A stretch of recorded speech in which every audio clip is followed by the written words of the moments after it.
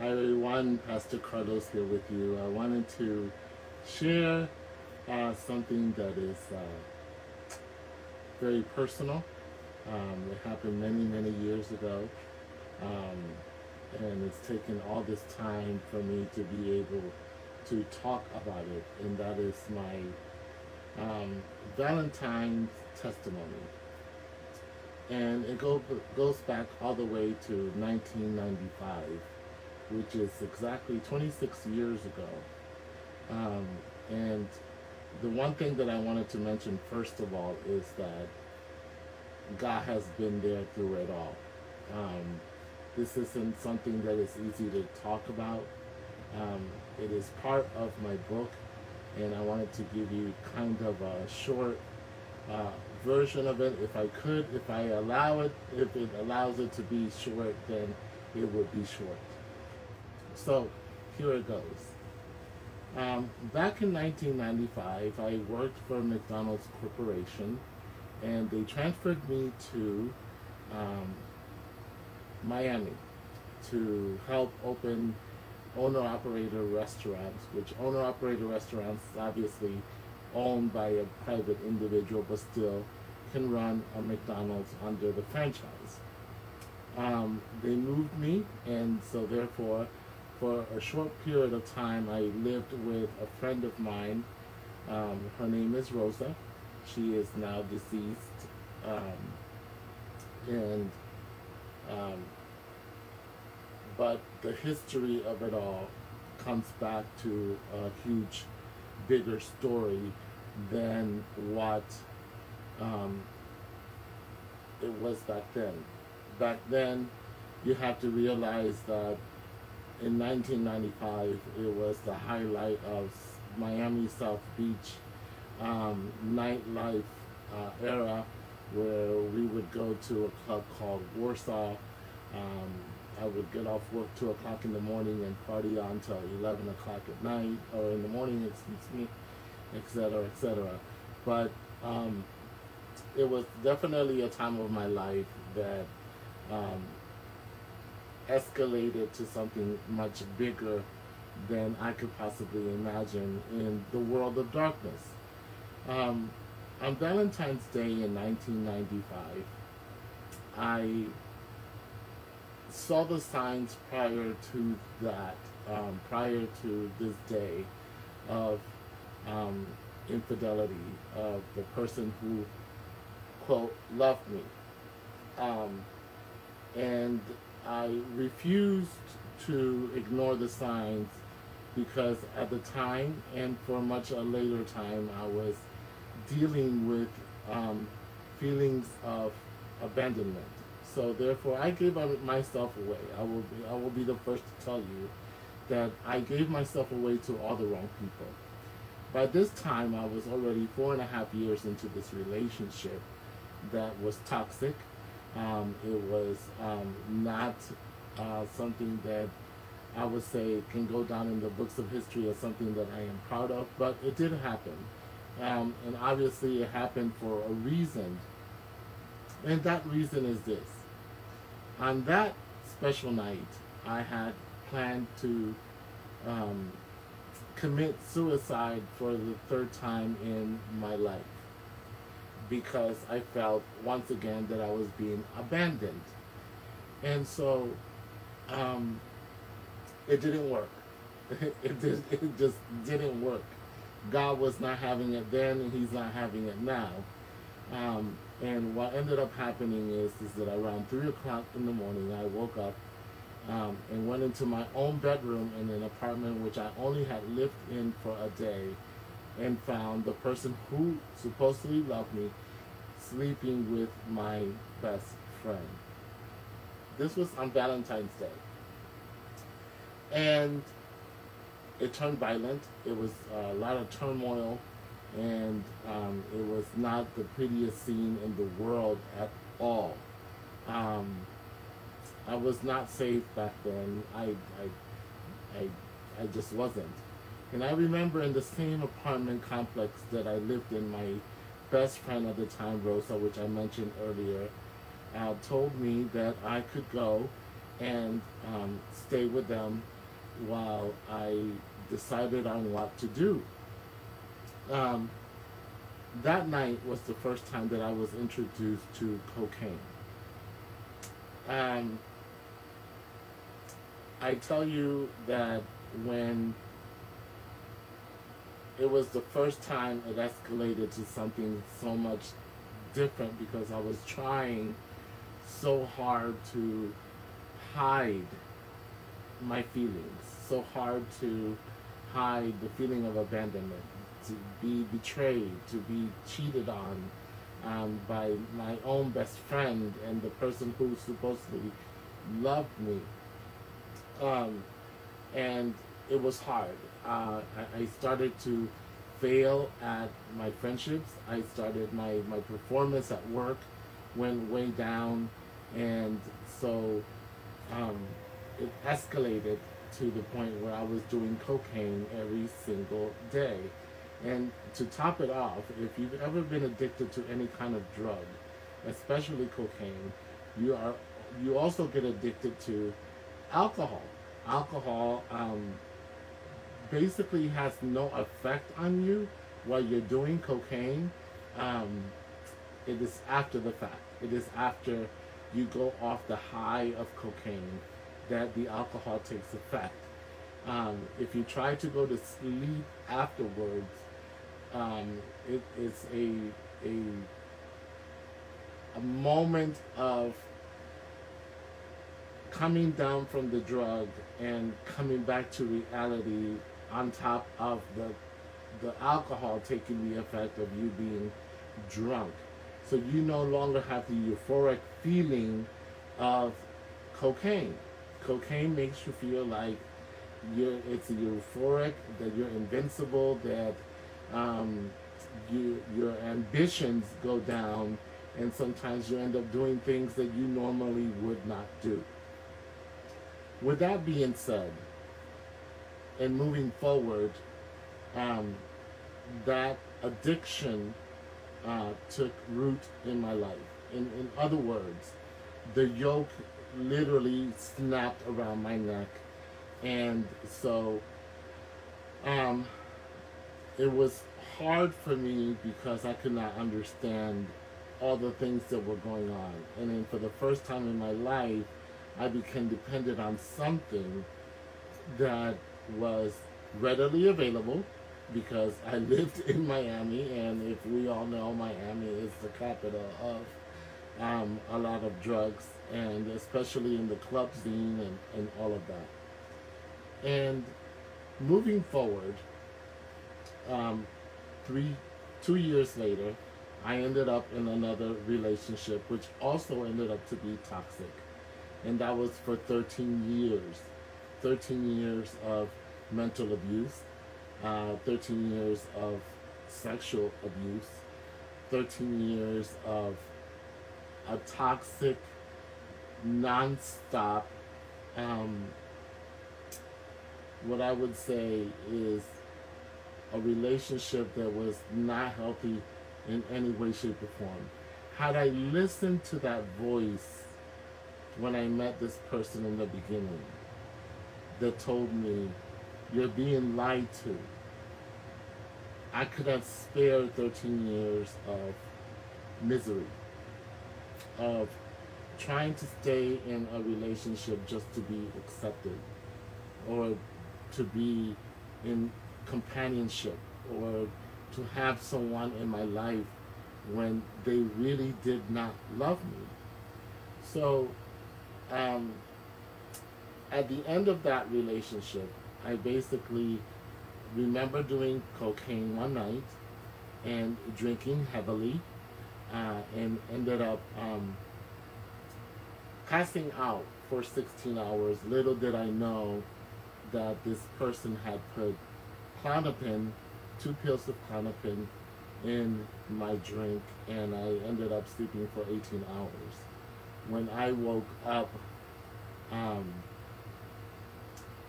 my car had been sold, all of my savings had been taken from my bank account, and this person disappeared completely out of my life into thin air.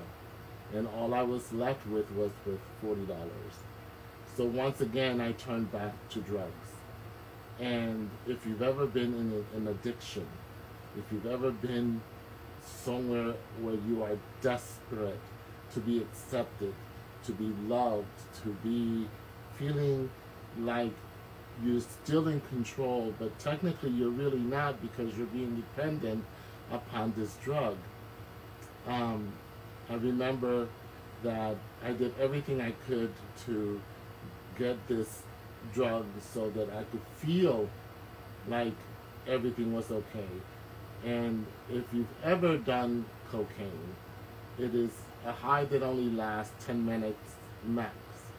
It is not something that lasts for a long period of time, so you're constantly doing it. And the thing about drugs, and the thing that the devil always does, is that when you first do the drug, you get the biggest high.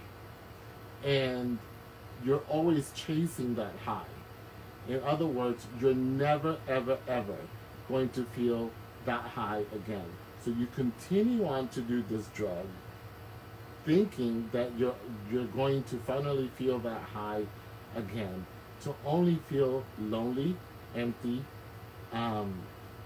financially drained because it's not cheap to buy drugs, alienated from people because you feel ashamed of yourself when you finally come to.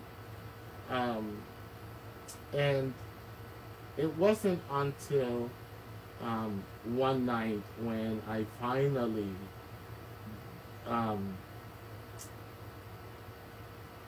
had a night where I drank a whole fifth of vodka, had done cocaine, cried out my eyes out. I was so drunk that I literally fell, and I remember having a coffee table in my living room where I fell face first into the glass, and my whole face was shattered.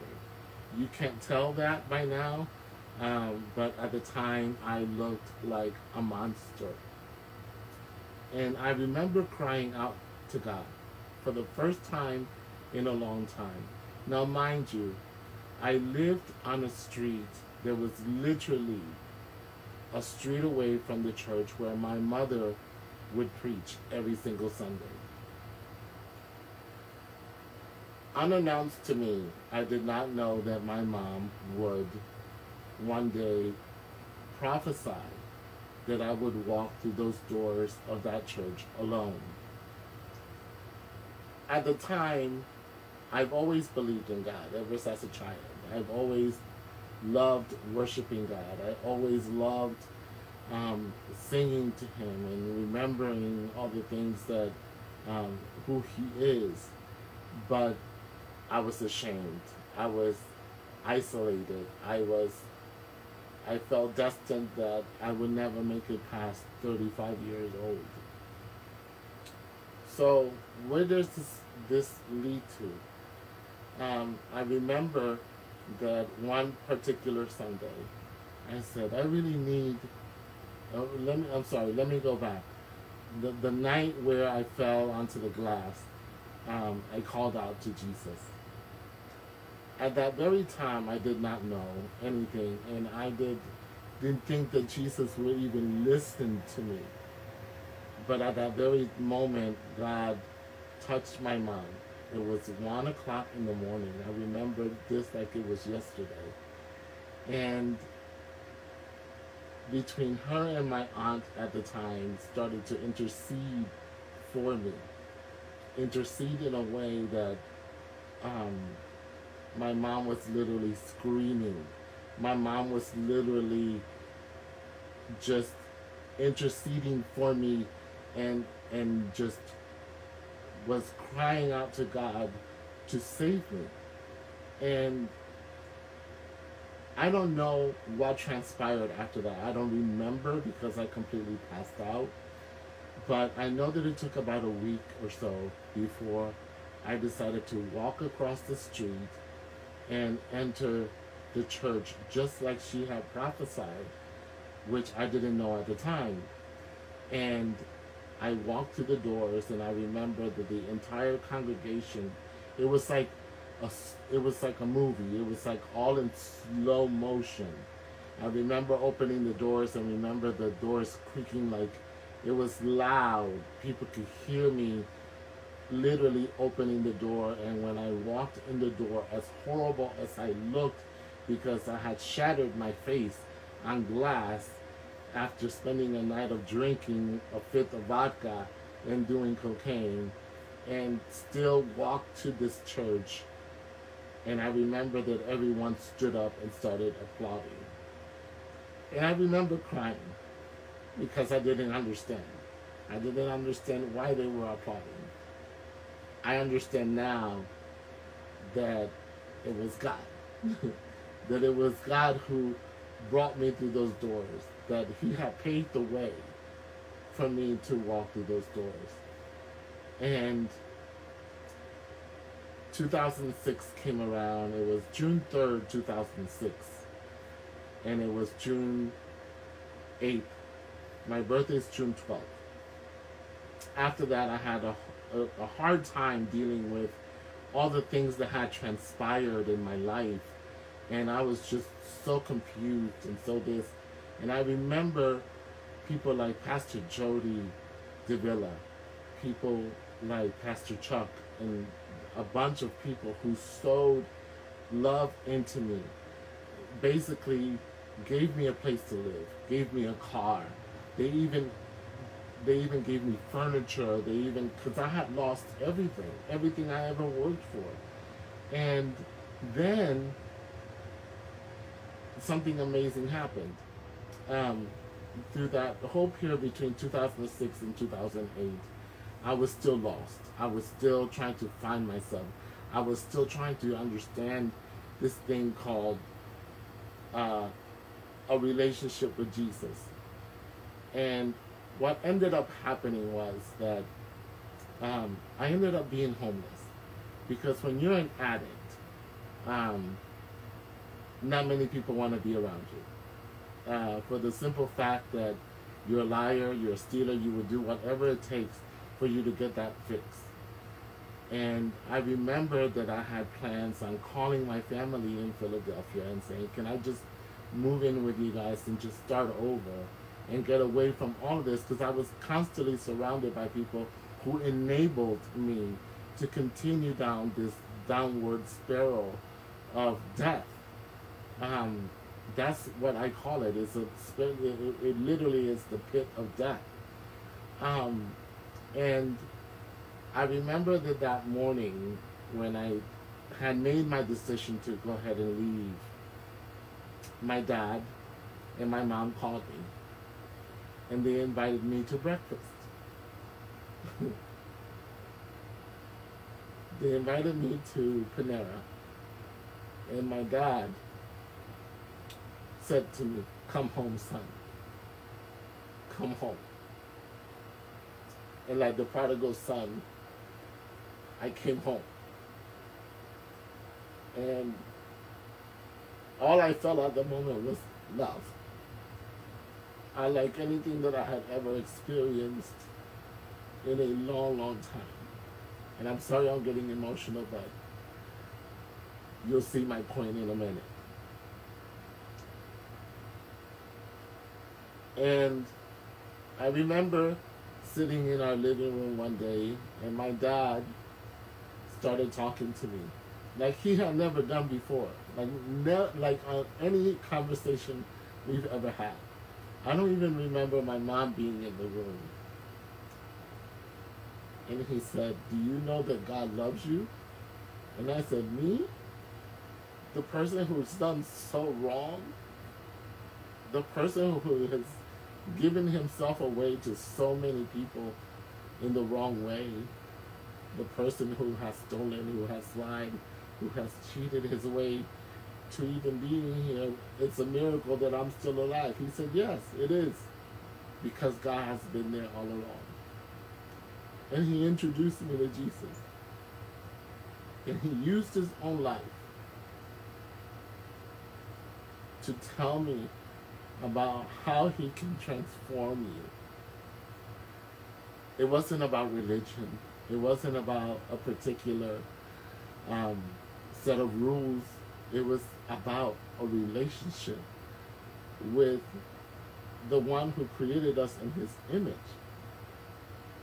And for the first time in my life, I felt like, wow, I understand that God has been there all along. And that he is making me a storyteller for his glory. For his glory. And that's why I love the song Storyteller. It reminds me, even though when I look at pictures of the past and this and that, and realizing that Jesus was there all along. So my Valentine story, who started out horrible, a moment that traumatized me for a long, long time, ended up being that who really saved me, who really picked me up, was love. Love. In the words of Maya Angelou, love does not bind. That's ego. Love releases.